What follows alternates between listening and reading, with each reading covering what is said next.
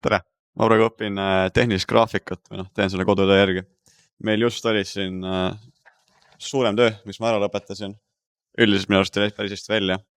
Ja hetkel kodutöö raames ma lõpetan ühte töövihikut, mis meile aasta alguses anti, mis me peame aasta lõpuks ära tegema.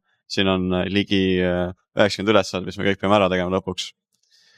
Üldiselt, kui sa oled kaine mõistusega ja kerge õppimisega, siis see on kõik tehtav, lihtsalt võtab tükk aega. See on tehnilise graafikatunnis tehakse natuke ülesand ära, ülejäänu kodus. Aine raske ei ole, see lihtsalt läheb paari asju vaja, näiteks mul on harilik, kõhnaharilik, joonlaud ja kustukas.